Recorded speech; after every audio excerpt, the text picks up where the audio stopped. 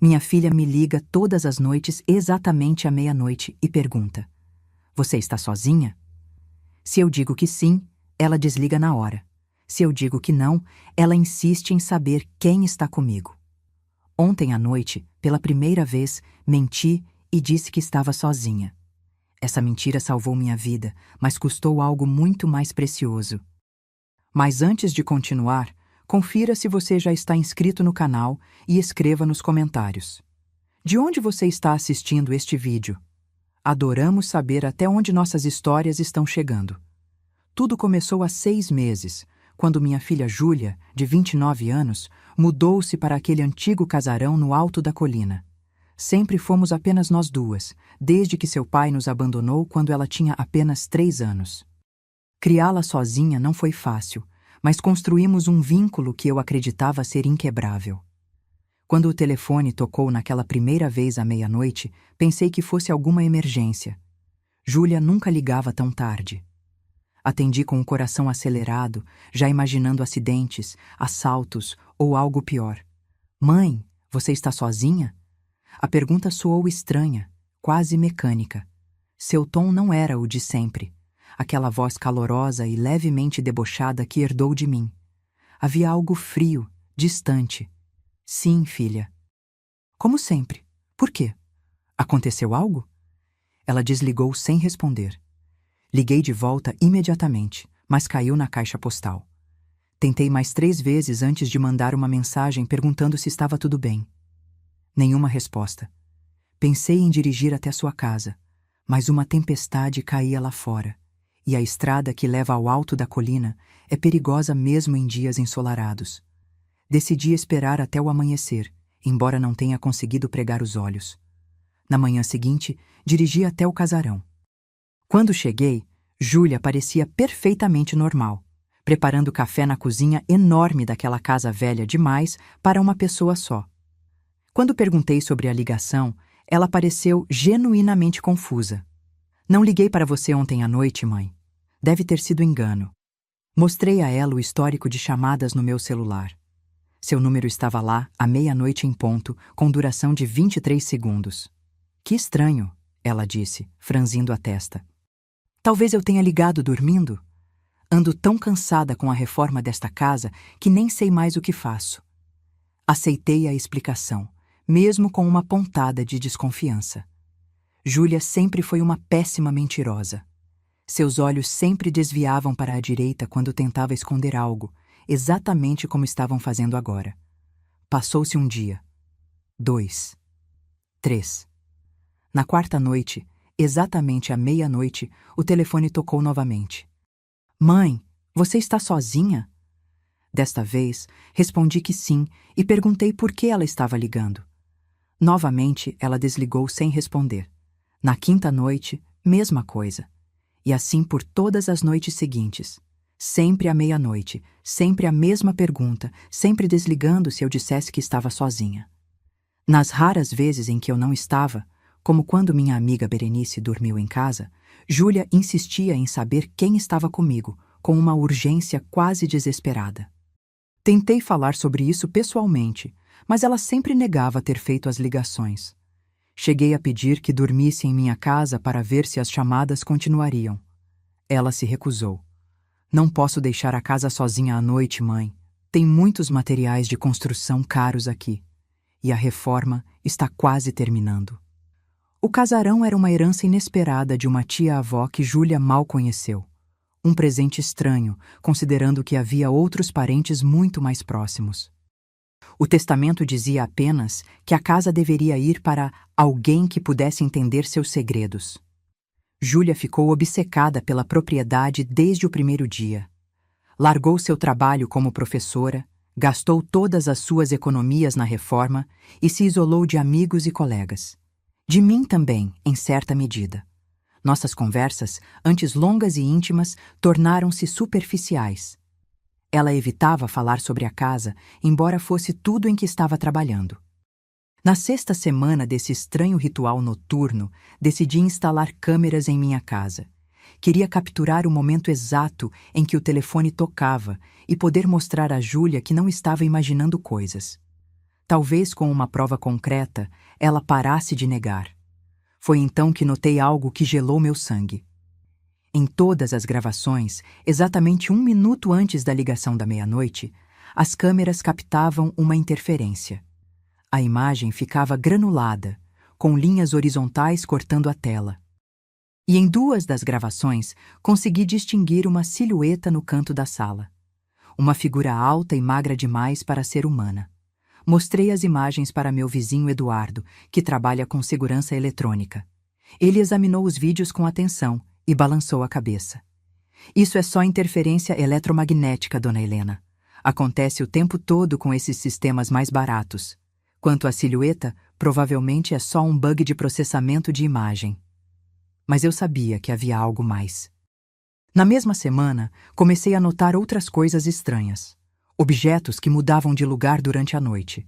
O cheiro persistente de terra molhada em quartos que eu tinha acabado de limpar. E o mais perturbador, marcas de mãos pequenas, como de criança, na parede do corredor que leva ao meu quarto. Então, na noite passada, decidi mudar minha resposta. Quando o telefone tocou à meia-noite e a voz da minha filha perguntou se eu estava sozinha, respondi: "Não, querida. Estou com a Berenice." Houve uma pausa longa, uma respiração pesada do outro lado da linha. "Quem é? Quem está aí com você, mãe?" "Já disse, é a Berenice. Dormirá aqui esta noite." "Posso falar com ela?" Meu coração acelerou. Berenice não estava realmente ali. Eu havia mentido por puro instinto, cansada daquele jogo estranho. "Ela está no banho agora." "Vou esperar", disse a voz, que agora já não parecia tanto com a da minha filha. Havia uma qualidade metálica nela, como se passasse por algum tipo de filtro. "Na verdade, estou muito cansada, Júlia. Conversamos amanhã." "Não desligue!" A voz gritou, tão alta que afastei o telefone do ouvido. Foi nesse momento que ouvi. No fundo da ligação, fraca, mas inconfundível, a voz da minha filha, a verdadeira, gritando: "Mãe, não estou sozinha. Tem alguém na casa comigo." Deixei o telefone cair. Meus dedos pareciam incapazes de segurá-lo. Alguém estava com minha filha. Alguém estava forçando-a a fazer aquelas ligações. E agora, porque eu havia mentido, esse alguém sabia que eu tinha descoberto o esquema. Peguei o telefone do chão com as mãos trêmulas e disquei o número da polícia. O oficial que atendeu ouviu minha história com óbvia incredulidade. Sua voz era paciente demais, daquele jeito que se fala com idosos confusos ou crianças assustadas. "Senhora, antes de enviarmos uma viatura, vamos tentar ligar para sua filha, ok? Pode ser que haja uma explicação simples." Eu queria gritar com ele, dizer que não havia explicação simples para o que acabara de ouvir, mas me contive. Forneci o número de Júlia e esperei. "Sua filha a atendeu, senhora. Diz que está perfeitamente bem, apenas trabalhando na reforma da casa. Ela parece um pouco preocupada com a senhora, na verdade. Ela está sendo coagida. Peça para falar com ela pessoalmente." "Já fizemos isso, senhora. Sua filha concordou em receber uma visita de rotina dos nossos oficiais amanhã de manhã.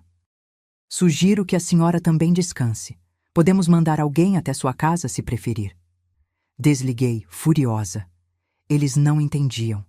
Ninguém entenderia até ver o que eu tinha visto, ouvir o que eu tinha ouvido. Peguei minhas chaves e dirigi até o casarão no alto da colina. A tempestade que ameaçava o céu há dias finalmente desabou em toda a sua fúria. Os limpadores de para-brisa mal davam conta de afastar a água, e por várias vezes pensei que acabaria na vala. Mas o medo pelo que poderia estar acontecendo com Júlia era maior que qualquer preocupação com minha própria segurança. Cheguei ao portão da propriedade e percebi algo estranho. Havia luzes acesas em todos os cômodos do casarão. Todas as janelas brilhavam na noite escura, como olhos abertos observando minha chegada. Em 6 meses de reforma, nunca tinha visto a casa tão iluminada.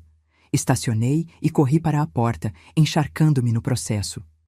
Toquei a campainha, mas o som parecia ser engolido pela tempestade. Bati com força, chamando por Júlia. Nada. Tentei a maçaneta, esperando encontrá-la trancada, mas a porta se abriu facilmente. Um cheiro forte de terra úmida e mofo invadiu minhas narinas assim que entrei. Além da luz que vinha de todos os cômodos, a casa estava em absoluto silêncio. "Júlia, sou eu, filha!" Minha voz ecoou pelos corredores vazios. Caminhei lentamente pela sala de estar, notando que os móveis antigos que Júlia havia me mostrado com tanto orgulho semanas antes não estavam mais lá. O cômodo estava completamente vazio, exceto por uma cadeira de madeira no centro, virada para a parede. No corredor que levava aos quartos, as paredes antes cobertas por papel de parede florido agora exibiam símbolos estranhos, desenhados com o que parecia ser... Não queria nem pensar. A tinta vermelha escorria em alguns pontos, ainda fresca. O quarto de Júlia foi onde meu coração quase parou. A cama estava perfeitamente arrumada, como se ninguém tivesse dormido nela em semanas. Sobre o travesseiro, um telefone celular, o de Júlia, conectado a um pequeno dispositivo que não reconheci. O aparelho piscava uma luz verde ritmicamente. Peguei o celular e vi que havia um aplicativo aberto. Parecia algum tipo de modificador de voz. E na tela, programado para tocar automaticamente à meia-noite, estava meu número. O quebra-cabeça começou a se formar em minha mente. Alguém, ou algo, estava usando o telefone de Júlia para me ligar. Mas por quê? Para verificar se eu estava sozinha? Para ter certeza de que não havia testemunhas caso decidisse? Um barulho de madeira, rangendo no andar de baixo, interrompeu meus pensamentos. Alguém tinha entrado na casa. Olhei ao redor, procurando um lugar para me esconder ou algo para usar como arma. O guarda-roupa antigo parecia ser a única opção. Entrei rapidamente e fechei as portas, deixando apenas uma pequena fresta para observar. Os passos eram lentos, arrastados. Não soavam como os de Júlia, que sempre teve um andar leve, quase saltitante. Estes eram pesados, deliberados. Prendei a respiração quando vi uma sombra passar pela porta do quarto. A figura que entrou não era minha filha. Não era ninguém que eu conhecesse. Era um homem alto, magro demais, vestindo um terno preto molhado pela chuva. Seu rosto era pálido, quase translúcido, com olhos tão fundos que mal se podia vê-los nas órbitas escuras. Ele caminhou diretamente até a cama e pegou o celular. Seus dedos, longos e brancos como ossos, deslizaram pela tela com familiaridade. Então ele falou. E sua voz era exatamente a que eu ouvira tantas vezes perguntar se eu estava sozinha. Um arremedo perfeito da voz de Júlia, mas com aquela qualidade metálica que eu notara na noite anterior. Ela descobriu. Precisamos agir agora. Não consegui ouvir a resposta de quem quer que estivesse do outro lado da linha. O homem desligou, guardou o celular no bolso e saiu do quarto. Esperei até que seus passos desaparecessem no andar de baixo antes de sair do guarda-roupa. Meu cérebro trabalhava freneticamente. Onde estava Júlia? O que aquele homem estranho queria? E mais importante, o que ele quis dizer com "precisamos agir agora"? Decidi procurar pelo resto da casa. Se Júlia estava em algum lugar, eu a encontraria. Saí do quarto sorrateiramente e comecei a verificar os outros cômodos do andar superior. Todos estavam vazios, alguns sem móveis, outros com apenas peças cobertas por lençóis empoeirados. O último cômodo era um pequeno escritório. A porta estava trancada, mas consegui ver através da fechadura que havia luz lá dentro. Bati suavemente. "Júlia, você está aí?" Um barulho de arrastar de correntes veio de dentro. Então, fraca e entrecortada, a voz da minha filha. "Mãe? É você mesmo?" "Sim, filha. Estou aqui para te tirar daqui. O que aconteceu? Quem é aquele homem?" "Mãe, você precisa ir embora agora. Ele não está sozinho. Eles nunca estão sozinhos." "Quem, Júlia? Quem está com você?" "As crianças, mãe. As crianças da casa, elas o trouxeram de volta. O homem que as matou." Um calafrio percorreu minha espinha. As peças começavam a se encaixar de uma maneira que eu não queria aceitar. "Júlia, do que você está falando? Que crianças?" "As 7 crianças que morreram nesta casa há 70 anos. Encontrei os registros no porão, escondidos numa caixa velha. O antigo proprietário, Theodore Graham era professor. Ele atraía crianças para cá. Fazia coisas terríveis com elas. Sua voz era apenas um sussurro agora, como se temesse ser ouvida.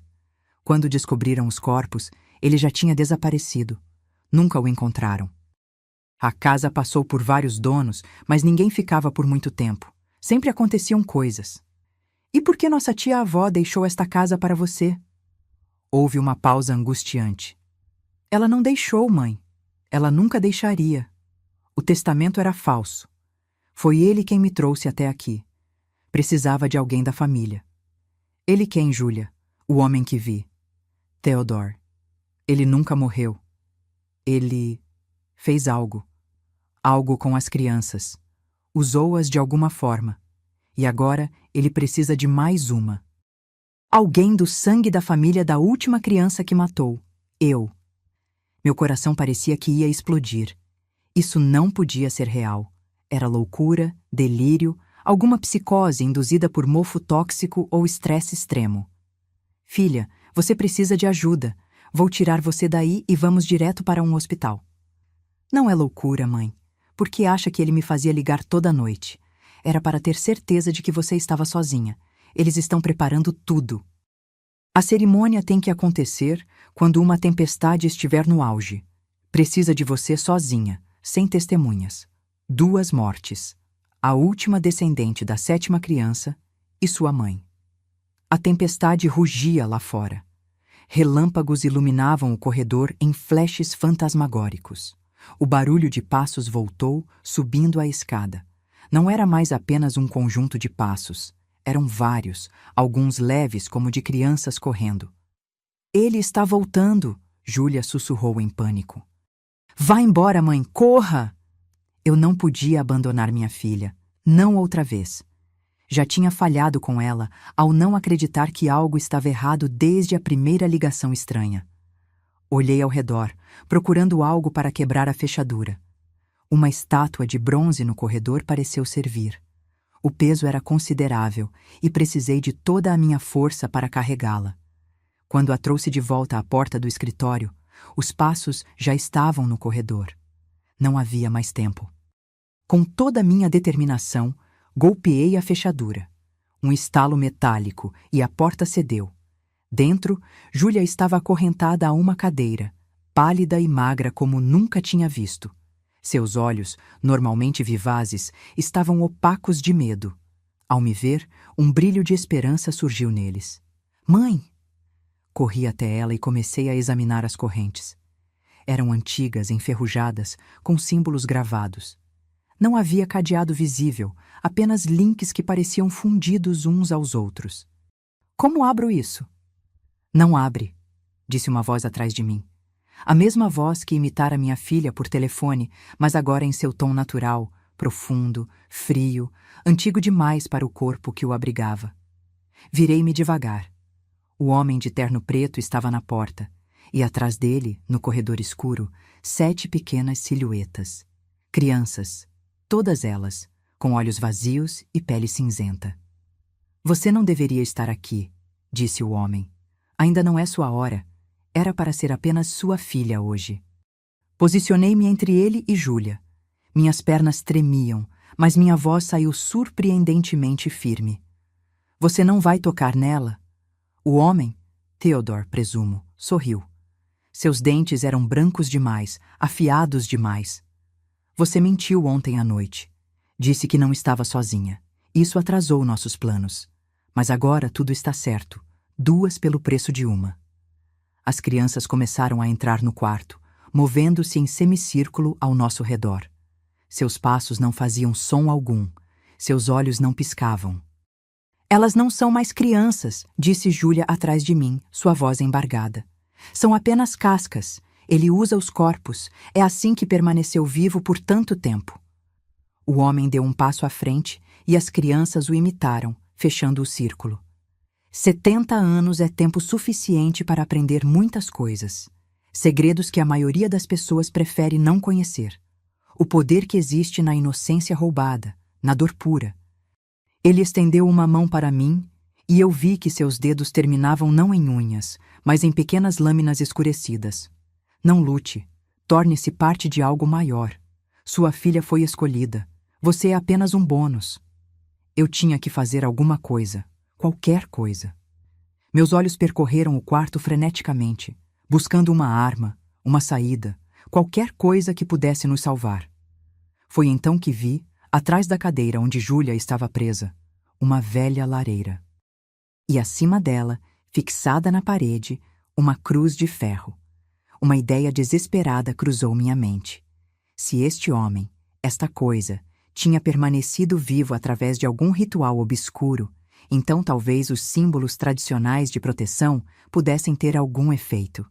Júlia, sussurrei. Quando eu disser agora, balance sua cadeira para trás com toda a força. O que você vai... Agora! Enquanto Júlia jogava seu peso para trás, eu me lancei em direção à lareira. Minhas mãos agarraram a cruz de ferro. O metal estava gelado, quase queimando de tão frio. Com um puxão, arranquei-a da parede e me virei para enfrentar Theodore.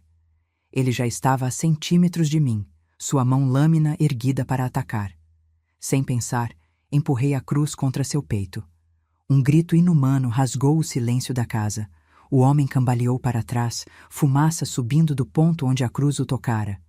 As crianças começaram a tremer, seus pequenos corpos convulsionando em uníssono. Funciona! Gritou Júlia. Continue! Theodore recuou ainda mais, seu rosto contorcido em uma máscara de fúria e dor.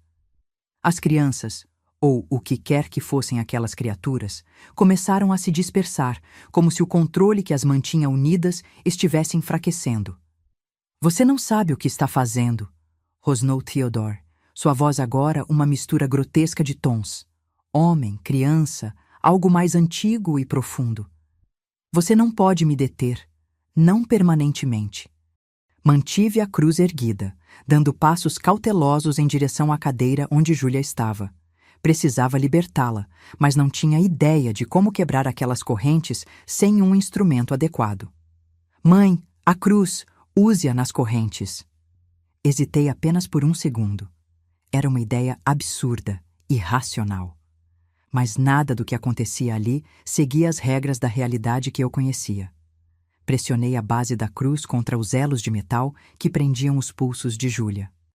Para meu espanto, as correntes reagiram como se fossem feitas de cera quente, derretendo nos pontos de contato. Um por um, liberei os pulsos e tornozelos de Júlia. Ela se levantou trêmula, suas pernas frágeis, após o que parecia ser semanas de confinamento. Theodore observava, seus olhos agora completamente negros, sem íris ou esclera. As crianças tinham desaparecido no corredor, mas seus sussurros frenéticos ainda podiam ser ouvidos, como um enxame distante. Vocês não podem sair, disse ele com uma calma terrível. A casa não deixará. Como para confirmar suas palavras, todas as portas do corredor bateram simultaneamente.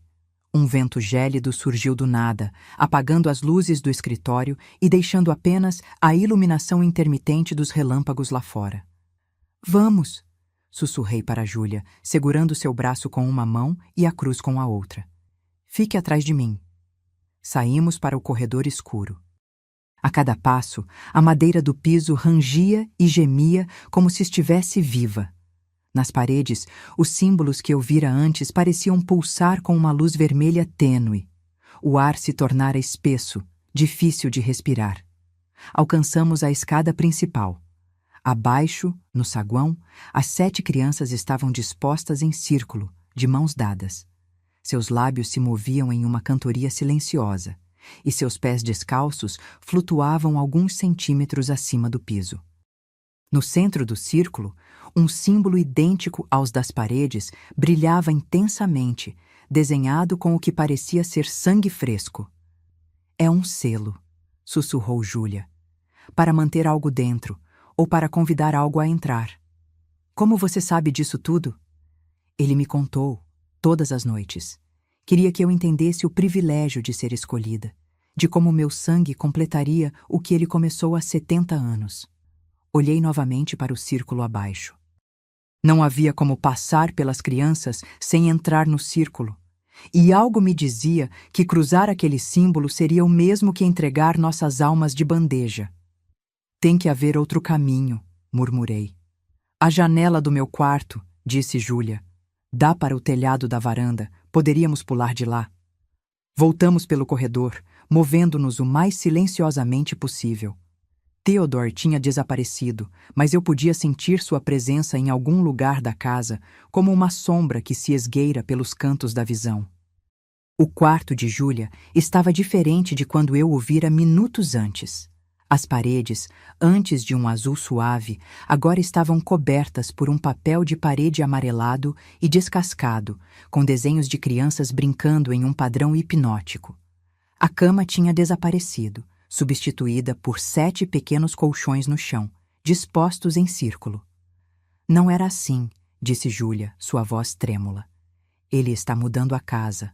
Ou talvez esteja mostrando como ela realmente é.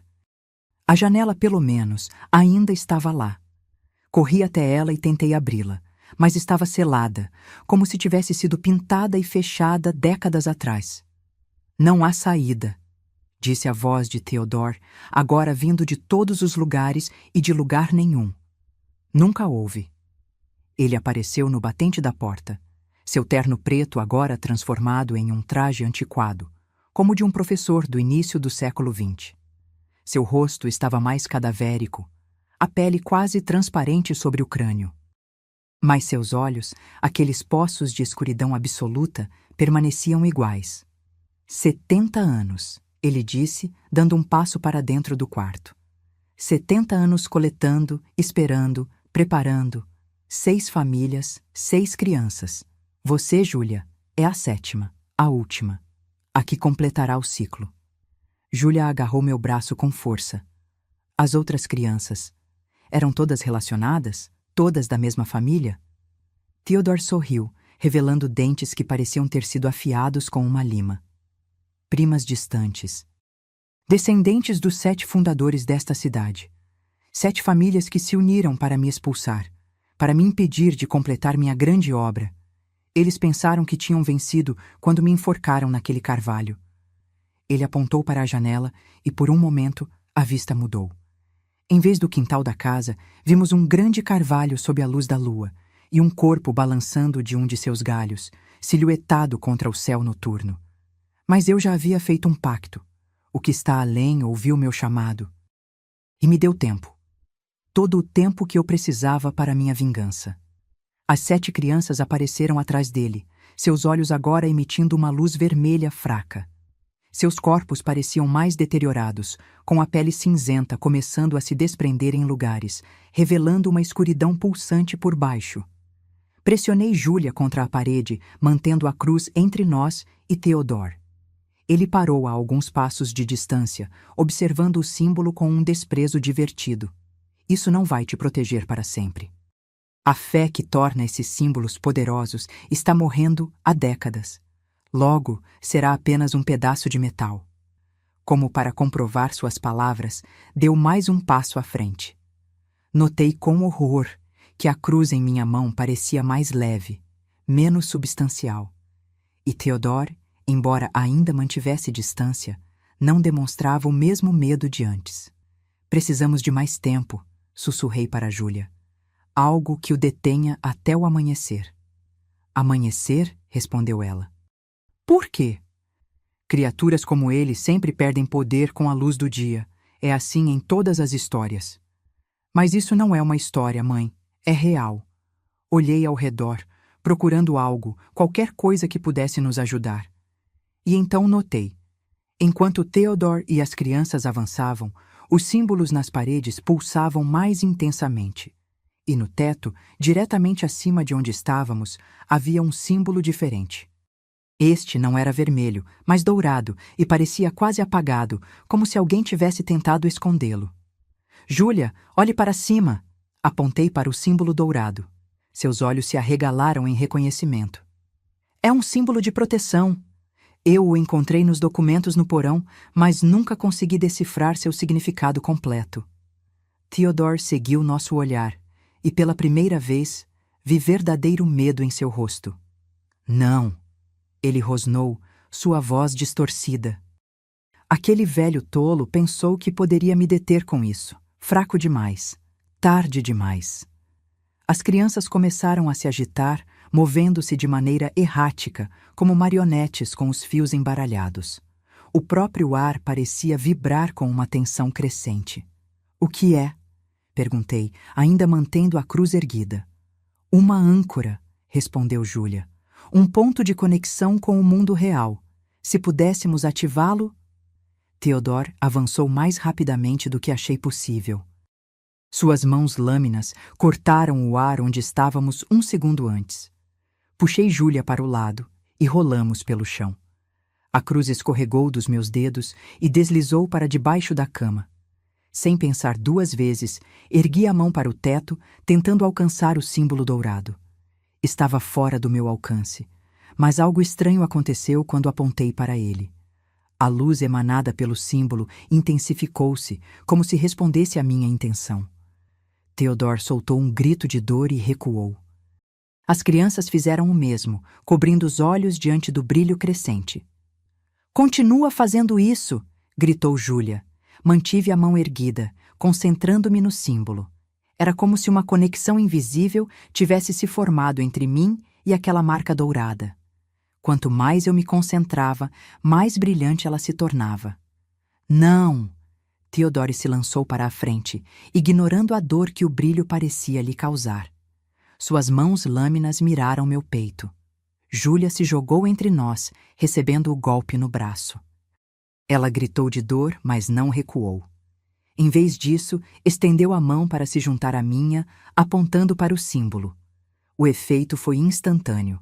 A luz dourada explodiu do teto, inundando o quarto.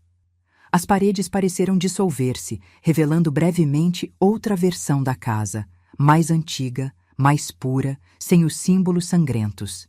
Theodore gritava agora, não de raiva, mas de genuíno terror.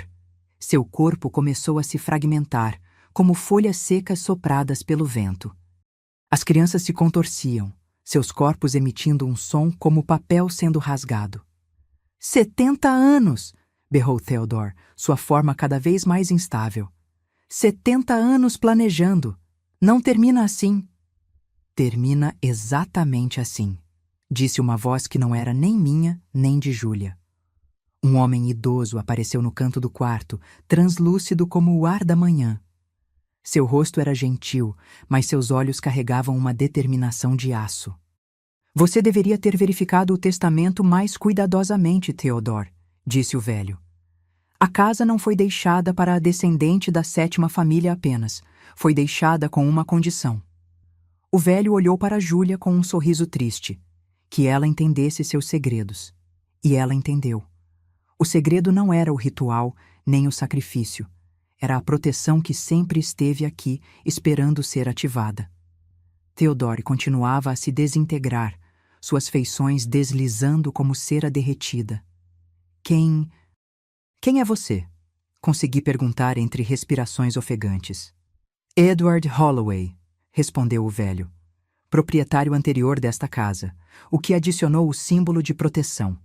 Esperava que nunca precisasse ser usado, mas deixei o testamento como uma rede de segurança. Se Theodore algum dia tentasse completar seu ritual, a casa iria para alguém que pudesse detê-lo. As crianças haviam desaparecido completamente agora, deixando apenas um pó cinzento no chão. De Theodore, restava apenas um vago contorno, uma sombra que diminuía a cada segundo. Vocês não podem me deter para sempre, sussurrou a sombra. O que está além ainda espera, ainda tem fome. E então ele se foi. O silêncio que se seguiu foi tão profundo que doía nos ouvidos. A tempestade lá fora havia cessado como se nunca tivesse existido. A casa inteira pareceu soltar um suspiro de alívio. Edward Holloway nos olhou com gratidão. Acabou. Por enquanto, pelo menos. Há coisas mais antigas que Theodore no mundo, coisas que se alimentam do sofrimento e do medo. Ele abriu uma porta que não deveria ter sido aberta. Vocês a fecharam hoje, mas pode ser aberta novamente. Completou Júlia, segurando seu braço ferido. O velho assentiu. A casa está limpa agora. Os símbolos de proteção permanecerão ativos enquanto houver alguém da linhagem da 7ª família aqui. Alguém como você, Júlia. Ou como sua mãe. Olhei para minha filha, seu rosto pálido, mas determinado. Depois de tudo que tinha passado, depois de semanas sendo mantida prisioneira por um monstro, ela ainda encontrava forças para se manter de pé. O que acontece agora? Perguntei. Isso depende de vocês, disse Edward, sua forma começando a desvanecer. A casa é de vocês. Sua responsabilidade agora. Protejam-na ou destruam-na, se tiverem coragem. Com essas palavras, ele desapareceu completamente. Júlia e eu permanecemos lado a lado, exaustas, feridas, mas vivas. Pela janela, os primeiros raios do sol nascente começavam a atingir o céu de rosa e dourado. Vamos para casa, filha, eu disse, passando o braço ao redor de seus ombros. Esta é nossa casa agora, mãe, ela respondeu, seu olhar fixo nos símbolos de proteção que agora brilhavam suavemente em toda a extensão do teto. Pelo menos até decidirmos o que fazer. Saímos do quarto juntas, descemos as escadas que agora pareciam apenas escadas normais e fomos para a cozinha. O café ainda estava na cafeteira de quando Júlia tinha sido capturada. A casa parecia estranhamente normal, como se os eventos da noite tivessem sido apenas um pesadelo compartilhado. Mas o corte no braço de Júlia e o estado debilitado de seu corpo eram provas suficientes de que tudo tinha sido muito real. Enquanto eu fazia um curativo improvisado em seu ferimento, ela me contou tudo. Como tinha encontrado documentos no porão detalhando a história sombria da casa. Como Theodore havia aparecido uma noite, primeiro apenas como uma sombra, depois como o homem que vimos. Como ele a tinha mantido prisioneira, alimentando-a apenas o suficiente para mantê-la viva, contando-lhe histórias terríveis sobre o que planejava fazer com ela, comigo, com a cidade inteira se seu ritual fosse completado. Por que ele fazia você ligar para mim todas as noites? Perguntei enquanto limpava o corte com água morna. Ele queria ter certeza de que você estava sozinha, ela respondeu, estremecendo ao toque da água na ferida. O ritual exigia 2 mortes da 7ª família, a última descendente e sua progenitora. Mas tinha que ser em momentos específicos, com preparações específicas. Ele queria você vulnerável, isolada. Se você estivesse com alguém, ele teria que lidar com testemunhas, o que complicaria seus planos. Fez uma pausa, olhando para mim com os olhos marejados. Eu tentei avisar você naquela última ligação. Consegui recuperar o controle por um momento, mas achei que já era tarde demais. Nunca é tarde demais, respondi, apertando sua mão. Nós conseguimos. Estamos aqui. Quando o sol nasceu completamente, iluminando a cozinha com uma luz dourada, senti como se um peso tivesse sido removido dos meus ombros. Theodore tinha desaparecido. As crianças, o que quer que fossem aquelas coisas, também. Pela primeira vez em meses, pude respirar sem sentir aquele nó de preocupação constante no peito. Mas uma pergunta ainda pairava entre nós, não formulada, mas presente em nossos olhares. O que faríamos com a casa? Com a responsabilidade que Edward Holloway tinha nos deixado? Júlia foi a primeira a verbalizá-la. Não podemos simplesmente ir embora e deixar a casa aqui, podemos? E se outra pessoa comprar? E se o que está além da porta que Theodore mencionou encontrar outro caminho? Os dias que se seguiram foram estranhos, suspensos entre a normalidade e o extraordinário. Júlia e eu nos instalamos na casa, limpando os restos da presença de Theodore. Encontramos símbolos desenhados atrás de quadros, sob tapetes, dentro das paredes quando removemos o papel de parede manchado. Um a um, nós os apagamos, substituindo-os pelos símbolos de proteção dourados que havíamos descoberto. A polícia apareceu no dia seguinte à nossa confrontação com Theodore, conforme prometido. Olharam ao redor, viram 2 mulheres cansadas, mas aparentemente bem, e foram embora satisfeitos de que não havia nada de errado além de uma mãe excessivamente preocupada. Como explicar o inexplicável? Optamos por não tentar. Em vez disso, mergulhamos nos documentos que Júlia havia encontrado no porão.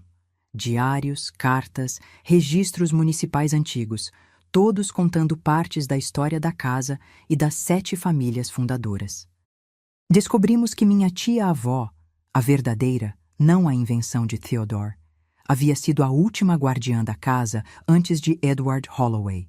Ela sabia da importância de manter a propriedade na família, mas não tinha filhos próprios.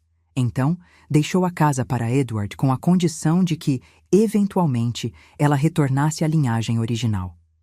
O testamento falso de Theodore tinha sido uma perversão desse arranjo, trazendo Julia para a armadilha que ele preparara por décadas. "Por que não destruímos a casa?"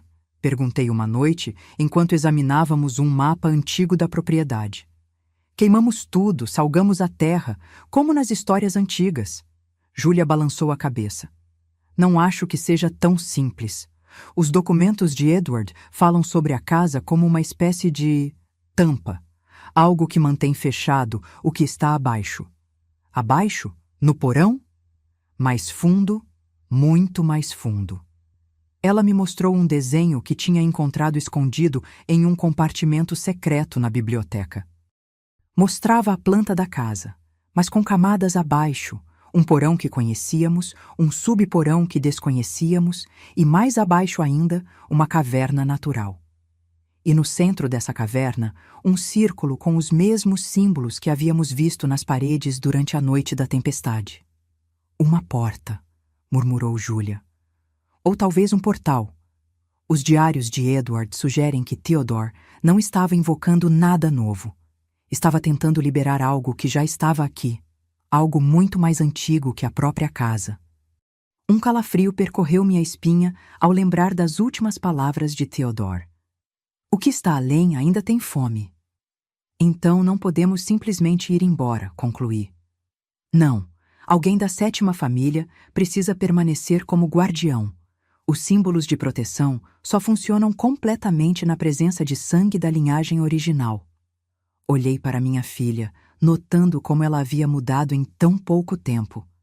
Os olhos que antes brilhavam com inocência agora carregavam o peso do conhecimento oculto.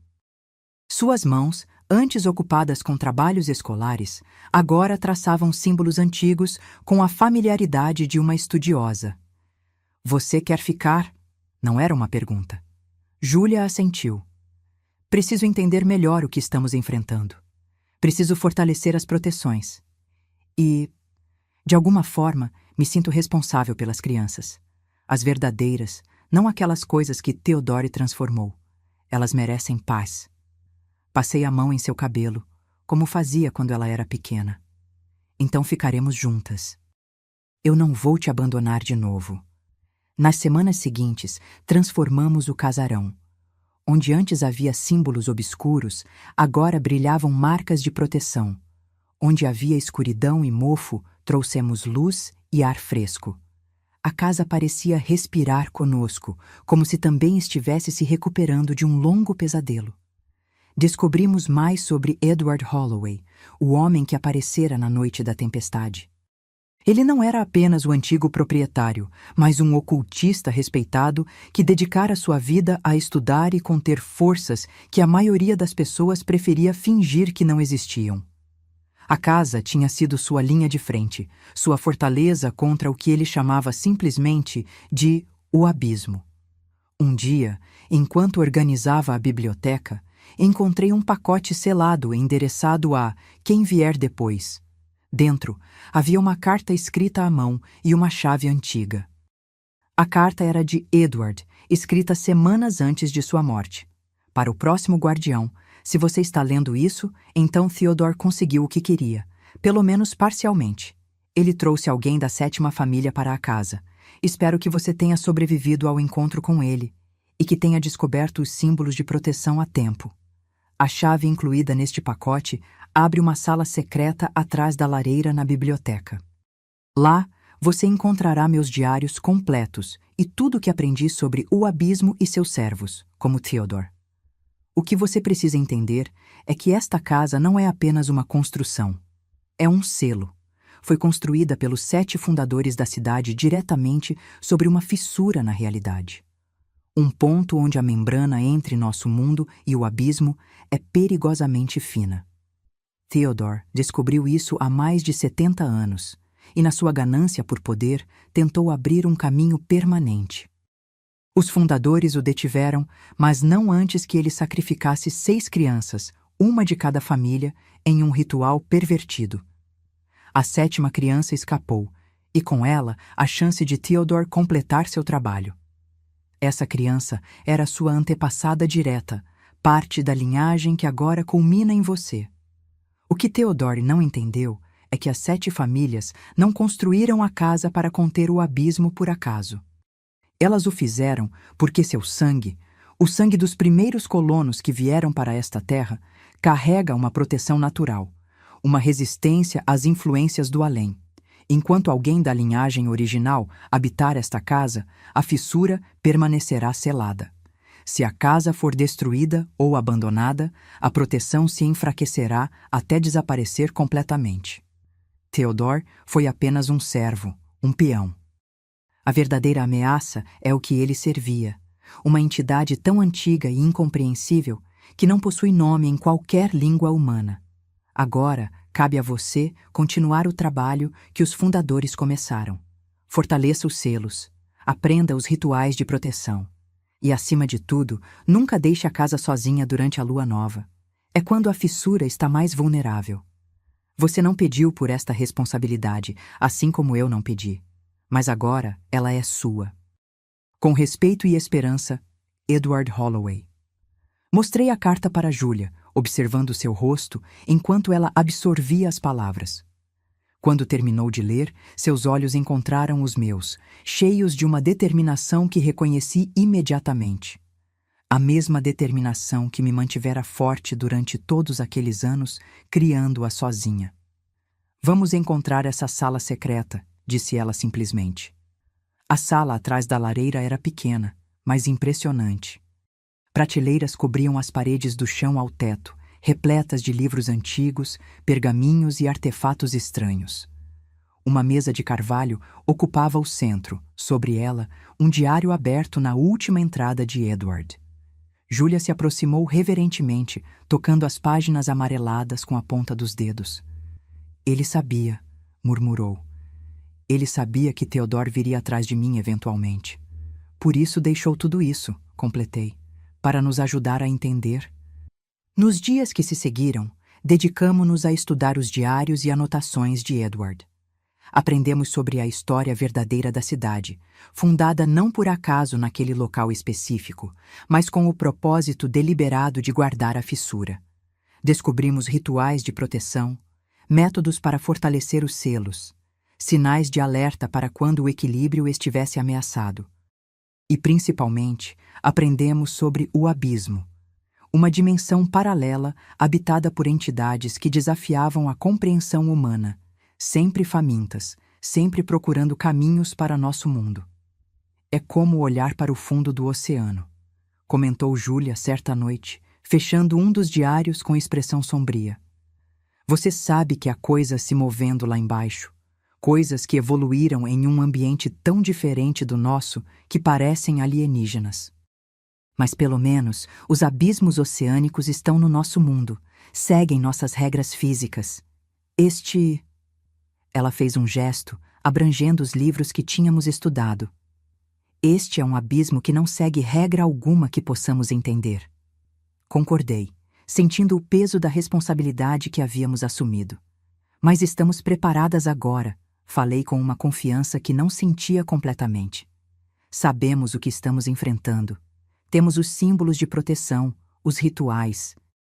Julia sorriu, mas seu olhar permaneceu sério.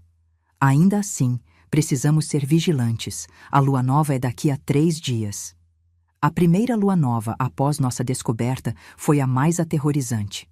Segundo os diários de Edward, era quando a fissura ficava mais instável, quando a barreira entre nosso mundo e o abismo ficava mais fina. Preparamo-nos meticulosamente. Traçamos símbolos de proteção em todas as entradas e janelas da casa. Acendemos velas feitas com ervas específicas, seguindo as receitas de Edward. Pronunciamos os encantamentos que ele havia registrado, sentindo-nos simultaneamente tolas e terrivelmente sérias. À meia-noite, estávamos no porão, diante da porta que levava ao subporão recém-descoberto. Era uma porta de ferro maciço, gravada com símbolos de proteção que brilhavam levemente na escuridão.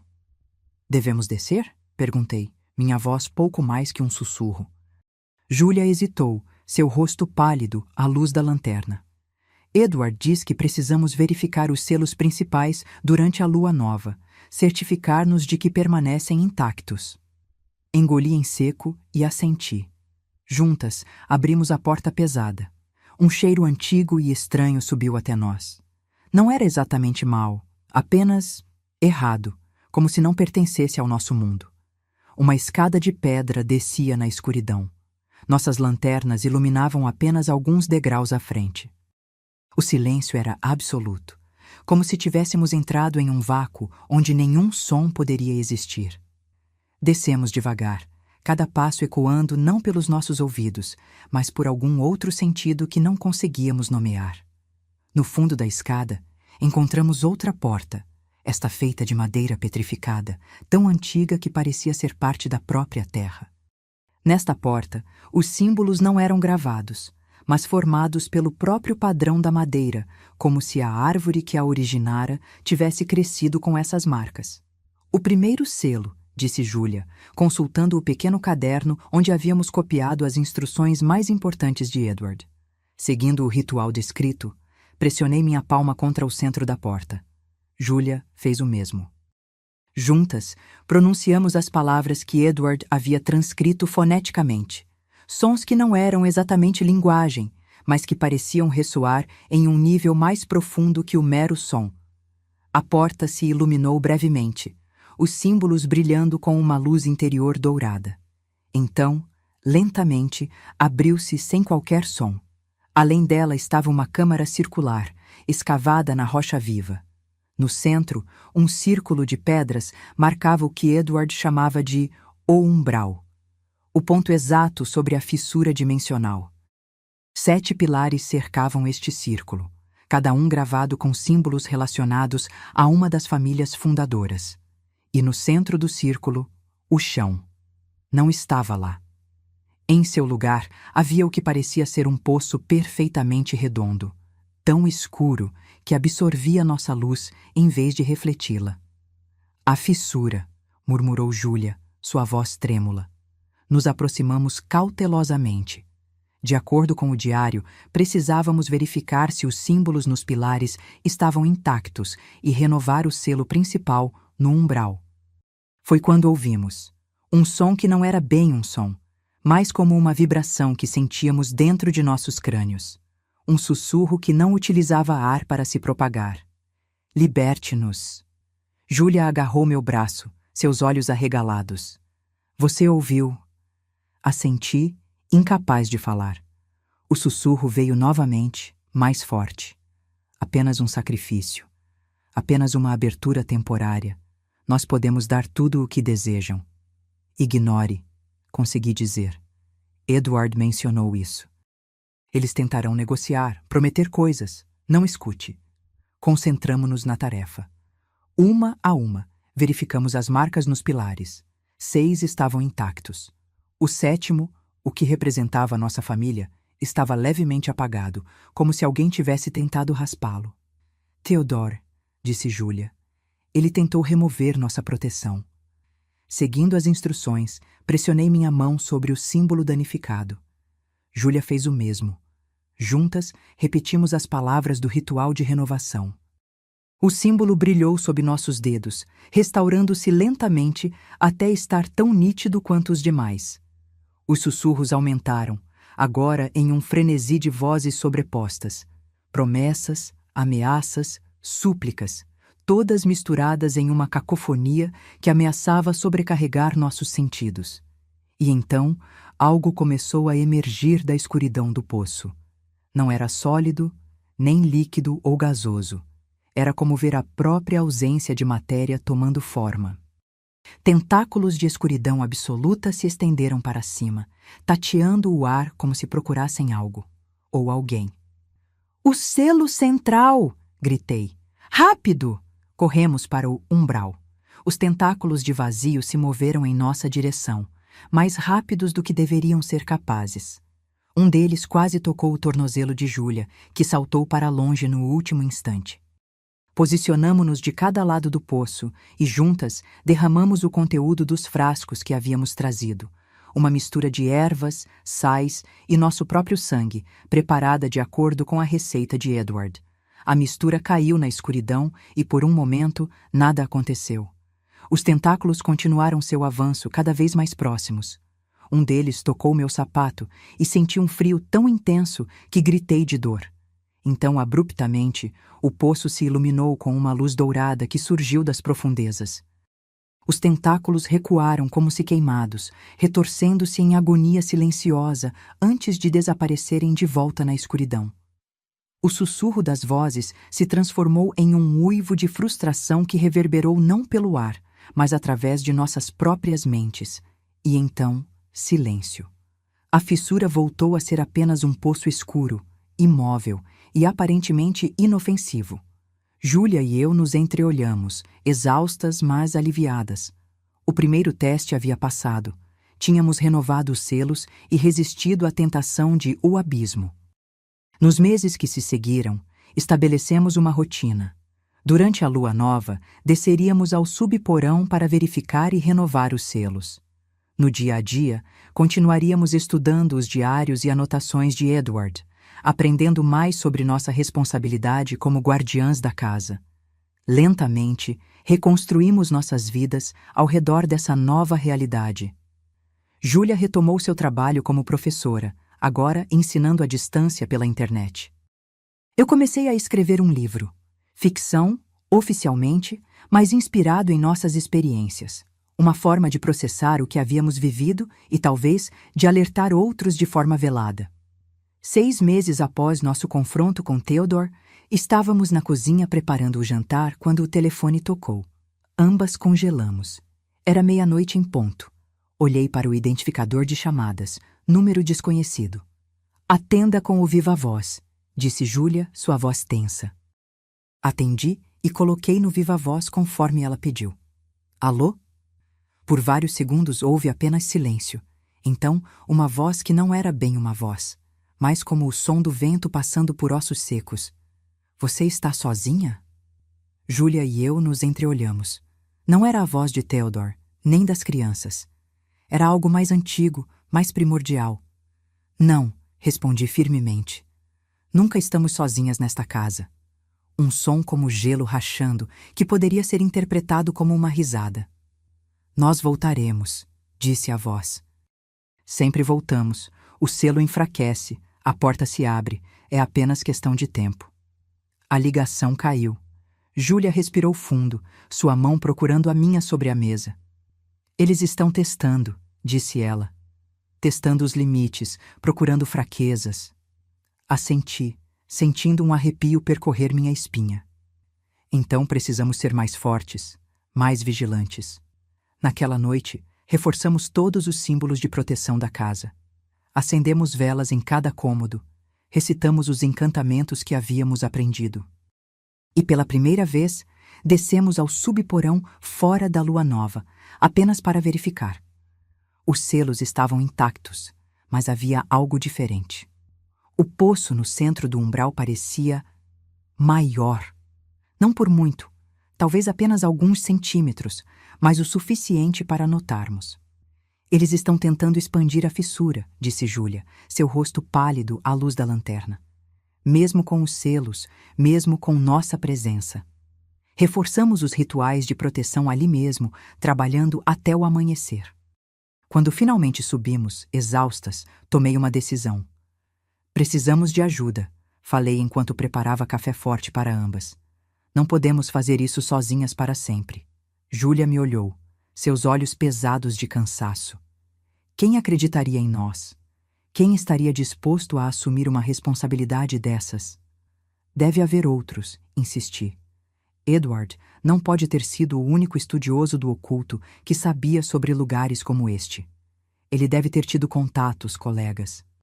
Voltamos à biblioteca oculta atrás da lareira. Nos diários mais antigos, encontramos menções a um grupo que Edward chamava apenas de o Círculo, outros guardiões, responsáveis por outros pontos fracos na barreira entre dimensões. Em uma gaveta secreta da escrivaninha, descobrimos um caderno com nomes e endereços. A maioria estava riscada, provavelmente indicando pessoas que haviam falecido. Mas 3 nomes permaneciam intactos, sem marcações. Estes podem ser os últimos membros vivos do Círculo, disse Julia, passando o dedo pelos nomes. Margot Sinclair, Boston. Vincent Chen, São Francisco. Eliza Montgomery, Nova Orleans. Devemos contatá-los, sugeri, pelo menos para saber se ainda estão vivos, se ainda estão ativos. Julia concordou. Decidimos começar com Margot Sinclair, por estar geograficamente mais próxima. Edward havia deixado um número de telefone ao lado do nome, mas tinha mais de 10 anos. Ainda assim, valia a pena tentar. Para nossa surpresa, o número ainda funcionava. Uma voz idosa e desconfiada atendeu no quarto toque. — Quem é? Como conseguiu este número? — Senhora Sinclair? — perguntei hesitante. — Meu nome é Helena. Esta é uma linha segura? Um longo silêncio. Então, qual selo você guarda? Olhei para Julia, que assentiu encorajadoramente. O selo da fissura de Oakwood. Somos as novas guardiãs do casarão Holloway. Mais silêncio. Edward está morto, presumo. Sim, há alguns anos. Um suspiro cansado do outro lado da linha. E Theodore tentou retornar? Meu coração acelerou. Ela conhecia Theodore. Sim, 6 meses atrás, ele foi detido. Temporariamente. A voz cortou. Sempre temporariamente. Eles sempre encontram um caminho de volta. Foi o que descobrimos, disse Julia, inclinando-se em direção ao telefone. Estamos tendo dificuldades. Os selos estão enfraquecendo mais rápido do que conseguimos reforçá-los. Quem fala agora? Perguntou Margot, subitamente alerta. Julia, filha de Helena, somos as últimas da 7ª linhagem. Mais uma pausa. 2 guardiãs. Isso é bom. Vocês são mais fortes juntas, mas precisarão de mais. O Círculo está quase extinto. Vincent faleceu no ano passado. Eliza não responde há meses. Temo que estejamos perdendo a batalha. Troquei um olhar preocupado com Julia. O que podemos fazer? Encontrar novos guardiões, treinar a próxima geração e, mais importante, reforçar todos os selos principais antes do equinócio. Que equinócio? Perguntei. Daqui a 3 semanas, o equinócio de outono. É quando a barreira estará mais fraca em todos os pontos de selagem. É quando eles farão seu maior esforço. 3 semanas não era muito tempo. Como reforçamos os selos principais? Estamos fazendo os rituais mensais, mas... Os rituais mensais mantêm o status quo, interrompeu Margot. Para um reforço completo, vocês precisarão de algo mais potente. O ritual dos 7. Está nos diários de Edward, nas últimas páginas. Ele nunca precisou usá-lo, mas deixou as instruções para quando chegasse a hora. Consultamos rapidamente o último diário. As páginas finais estavam seladas, grudadas umas às outras. Estão seladas, disse Julia. Claro que estão, respondeu Margot. São as instruções mais perigosas. Para abri-las, precisarão de sangue da linhagem. 3 gotas na lombada do livro. Parecia melodramático, como algo de um filme de terror de baixo orçamento. Mas após tudo que havíamos vivido, não estávamos em posição de questionar. Julia pegou um alfinete da escrivaninha, picou o dedo e deixou 3 gotas de sangue caírem na lombada do diário. O efeito foi instantâneo. As páginas se soltaram como se nunca tivessem estado seladas. Funcionou, eu disse maravilhada. Bom, o ritual exigirá preparação e sacrifício. Sempre há um sacrifício. Que tipo de sacrifício? Perguntei alarmada. Não é o que você está pensando, disse Margot, e pude ouvir um leve tom de diversão em sua voz. Não sacrificamos vidas. Sacrificamos possibilidades, caminhos não tomados, futuros alternativos. Julia e eu nos entreolhamos, confusas. Leiam as instruções, continuou Margot. Entendam o que está sendo pedido. Depois me liguem e discutiremos os próximos passos. Vocês não estão sozinhas nesta luta. Poucos, mas ainda existimos. Após desligar, mergulhamos nas páginas recém-reveladas do diário. O ritual era complexo, exigindo ingredientes raros e passos meticulosos. Mas o mais perturbador era o sacrifício de possibilidades que Margot mencionara. Segundo Edward, para reforçar completamente os selos, o guardião deveria sacrificar sua conexão com o mundo exterior. Não literalmente. Não era necessário morrer ou se isolar completamente. Mas era preciso abrir mão de algo profundamente desejado, alguma possibilidade que nunca mais poderia ser realizada. Um preço a ser pago, escreveu Edward. Para manter o abismo selado, devemos renunciar a uma parte de nós mesmos. Nossos ancestrais entendiam isso. Nós esquecemos, acreditamos que podemos ter tudo sem custo algum, mas o universo sempre exige equilíbrio. Fechei o diário, minha mente turbilhonando. O que exatamente isso significa? Perguntei. Que tipo de possibilidade precisamos sacrificar? Júlia parecia igualmente perturbada. Não sei, mas acho que saberemos quando chegar a hora. Nas semanas seguintes, preparamos tudo para o ritual. Coletamos os ingredientes necessários, alguns bastante comuns: sal marinho, ervas específicas, outros surpreendentemente difíceis de encontrar. Uma pedra que tivesse sido atingida por um raio, água da primeira chuva da primavera que Edward, felizmente, havia armazenado. Margot nos orientou por telefone, ajudando a interpretar as passagens mais crípticas do diário. Ela também compartilhou sua própria experiência como guardiã. 60 anos protegendo um selo similar em Massachusetts, tendo herdado a responsabilidade de sua mãe, que a recebera de sua avó. É uma linhagem feminina, explicou. As mulheres sempre foram mais resistentes à influência do abismo. Algo em nosso sangue, talvez. Ou simplesmente, maior sabedoria para não ceder às falsas promessas. Na véspera do equinócio, descemos ao subporão para a preparação final. O poço no centro do umbral estava definitivamente maior, quase 1 metro de diâmetro agora, onde antes não tinha mais que 60 centímetros. A escuridão dentro dele parecia mais densa, mais tangível, como se estivesse prestes a transbordar para nosso mundo. Dispusemos os ingredientes conforme as instruções, traçamos os círculos de proteção, acendemos as velas rituais. Tudo estava pronto, exceto por uma coisa: o sacrifício. Como saberemos o que sacrificar? Perguntei, a ansiedade formando um nó em meu estômago. Edward escreve que o abismo mostrará, respondeu Júlia, relendo a passagem relevante. Durante o ritual, teremos uma visão do que mais desejamos, do que poderíamos ter se abandonássemos nossa responsabilidade como guardiãs, e teremos que renunciar a isso. Soava tão abstrato, tão vago, mas não tínhamos escolha a não ser confiar.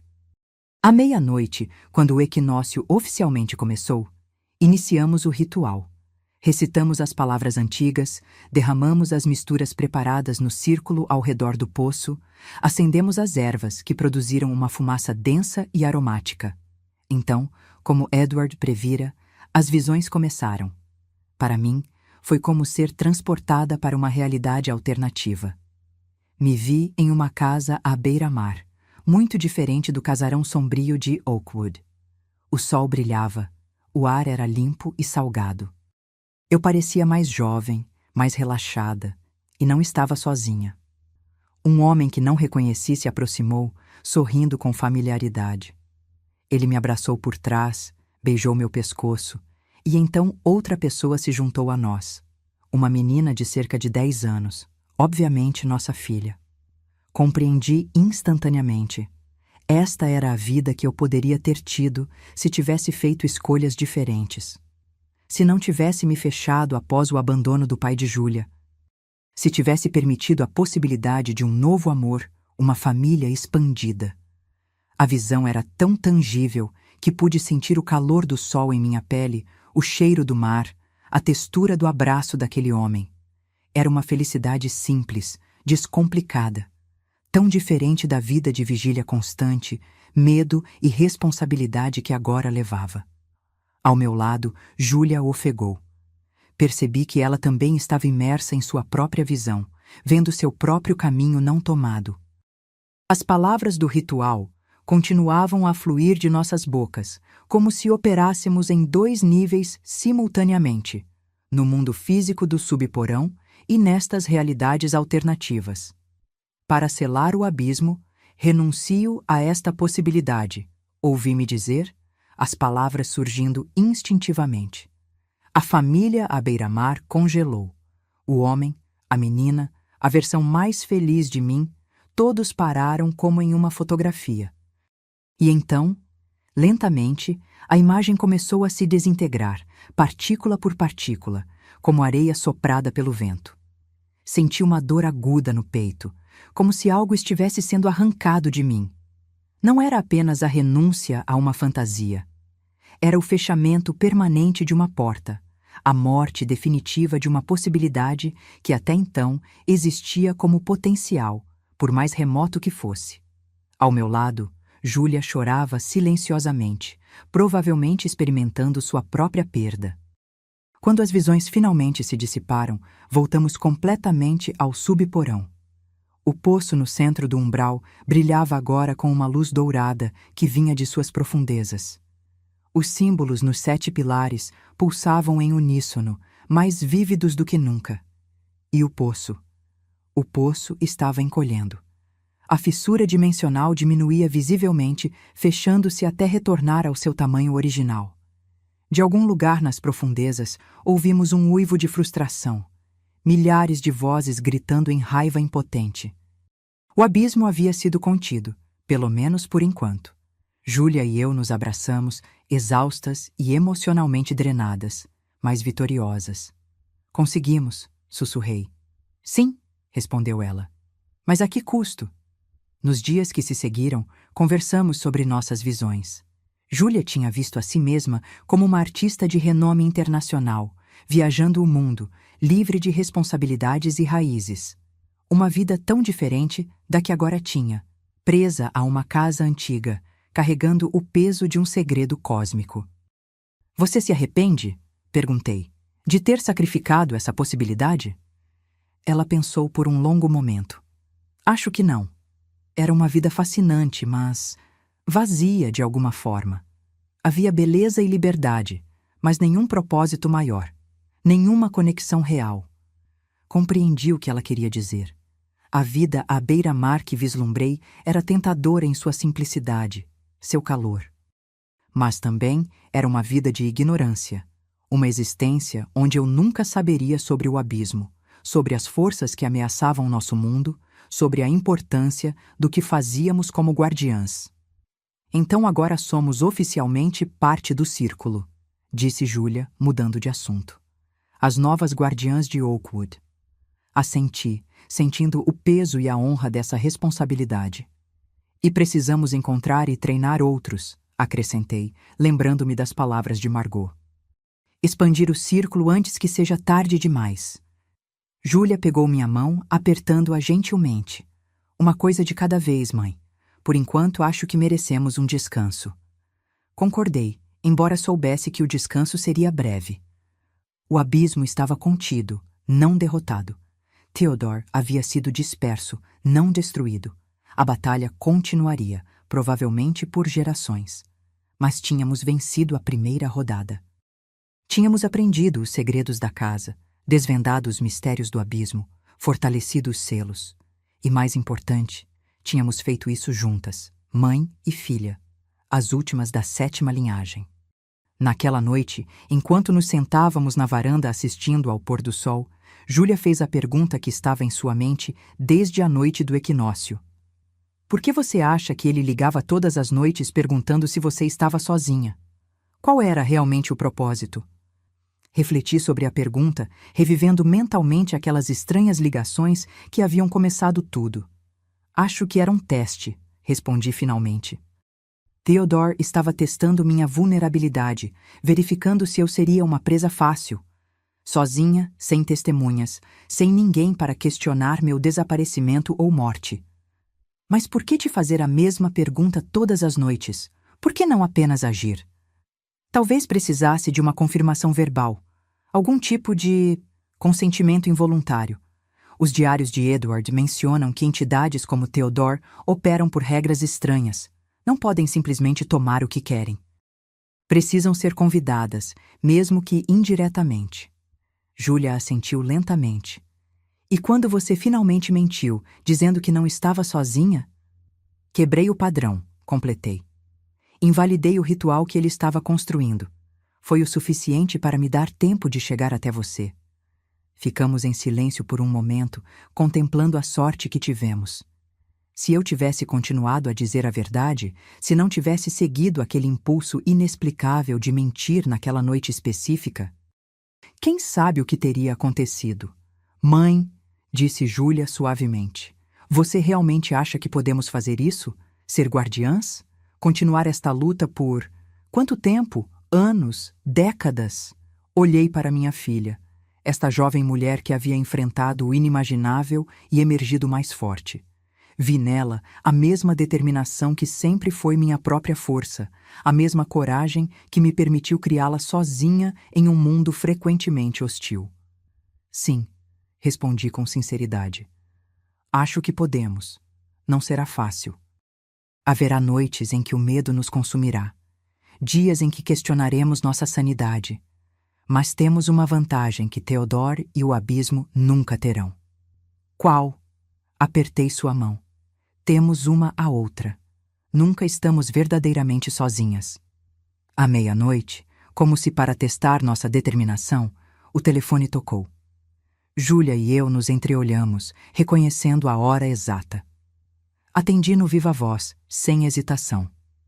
Você está sozinha? Perguntou a voz, a mesma voz antiga e seca da última vez. Não, respondi firmemente, segurando a mão de Júlia. Nunca estamos sozinhas. Um silêncio longo e carregado. Então, nós voltaremos. Estaremos esperando, respondi antes que a ligação caísse. Porque esta era nossa vida agora. Guardiãs da fissura, protetoras do selo, sempre vigilantes, sempre prontas. E nunca, jamais sozinhas. Agora, se você gostou dessa história, clica em se inscrever e me diz nos comentários qual parte te deixou de queixo caído. Ah, e não esqueça de se tornar membro para ter acesso a vídeos exclusivos que não posto aqui. Te espero lá.